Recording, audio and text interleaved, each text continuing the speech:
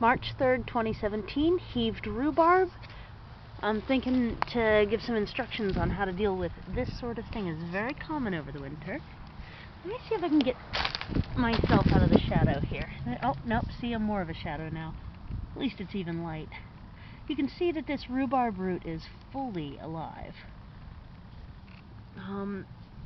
I transplanted a bunch of little pieces of rhubarb roots last year, and that was because the central root structure had died, and a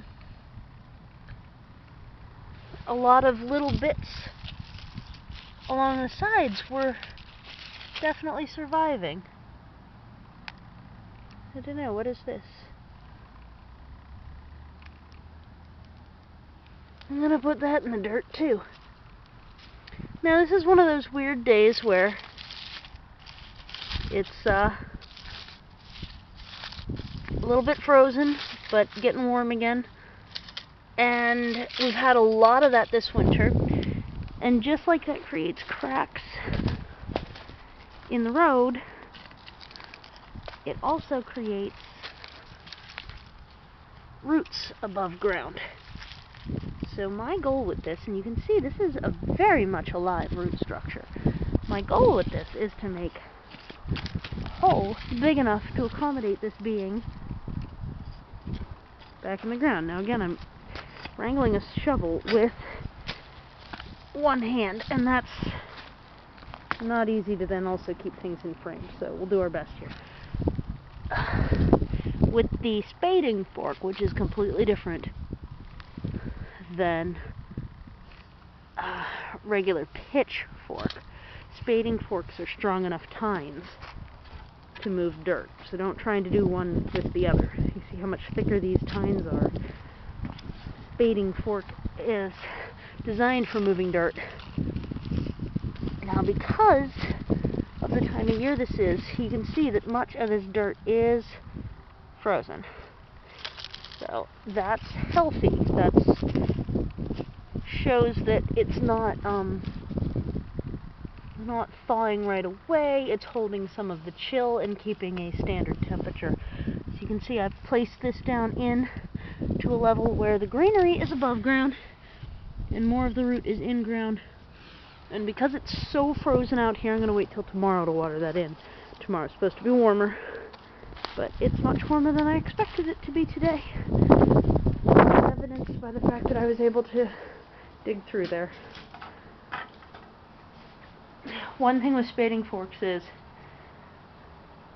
if you can get them at a yard sale, they're much better. Much, much, much better. Yep. Got a whole bunch of crocuses. These are starting to open a bit. I've just researched and discovered that, yes, crocuses can get overcrowded. So at some point, a couple of these clusters, I'm going to have to dig them up. It's always a risk digging up crocuses because squirrels like them. These snowdrops, I guess, suffered from the warm and then the cold. They're no longer perky. They've all kind of flopped over this bar. We'll see how they do. It might end up being alright, it might not. On the other hand, the daffodils are doing great. I get a bit of an earlier spring than even those surrounding me.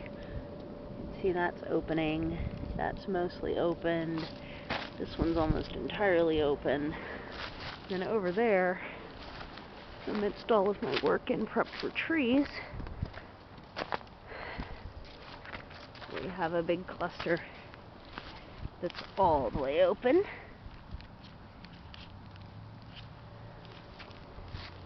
That was the first one to open right there, out of everything.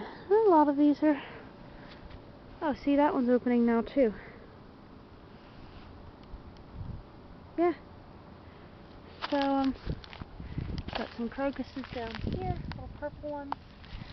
And I'm curious as to whether those Dutch irises, I'm not sure how long their bloom time is. The ones that planted themselves that I had no idea that I had them.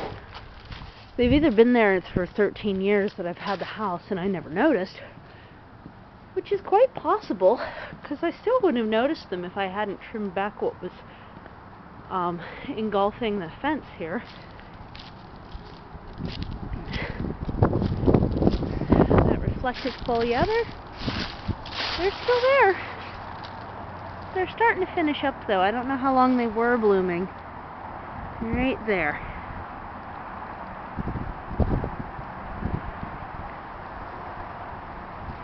So that stick is so that I can bring those back where I can better enjoy them. And then the hillside, I'm going to install more of the daylilies down there because that helps retain the soil and keeps me from losing property to landslides. And basically the daylilies have become weeds to me up here. They're kind of nuts. Got some brand new crocuses in here with the strawberries. Looking forward to see how those do. This is the only strawberry that hasn't leafed out yet. That has... That's alright, some of them have got extras. So if I've got one that, like this one has extras, and oh look, this is almost completely above ground again, and frozen. Is that? Yeah, that's dead. That's the thing with heaving, is it doesn't always... That's exactly what we've made the loop. That's exactly what happened to that rhubarb. Except this one didn't survive it. It happens. So, same here, but it's partially in the ground, and this area is frozen rock solid, so I can't do anything about that right now. Yep, here's more of those crocuses coming up. And I discovered that I did a really good job of relocating some crocuses along the front walk here. Because there and there and there and here. There's a couple of tulips. Here and here and there. And here and here and here and there and there. Here and here and here and here and here. There. There's so many crocuses just along my front walk. So that'll be nice as that matures. Hoping to get some, I think this is the dwarf pyrethrum that I planted the seeds for, and I'm hoping to get a bunch of those in here as well and spread through here, because I'm noticing the yard often gets ticks in it, and I think some pyrethrum daisy mixed in with the lawn, because mostly this is oregano, and the tufts are chives. Then there's a couple of feverfews. There's lemon balm. Mostly here is yarrow, which was my intentions. This I need to almost completely dig up because it's all actually grass, and I don't want that. Back here we had, at least had, some fennel as part of the grass. We'll see if that's still going. Back there is Vinca minor. Across here seems to be mostly, let's see. Well, a lot of that's a mixture of yarrow and oregano again. And then tendriling through it often are those inedible sweet peas with the decorative flowers that I planted. And there's also several forms of just weeds, like wintercress and English plantain, which is a leaf, a small leaf plant. It's this. And you can eat the leaves and the seeds once they put up their seeds. I see some motherwort. Some of that wild garlic. And a bunch of this, what was this again? That was the oriental type of bittersweet. inedible and invasive and chasing out our native bittersweet. So I didn't realize that, and it's kind of taken over my, like, these twigs. I cut back everything that was arching over, and you can see back in there about half of that is the same thing.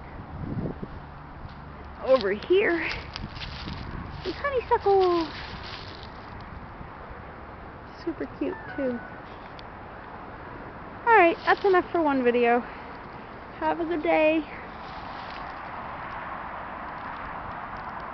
Happy March!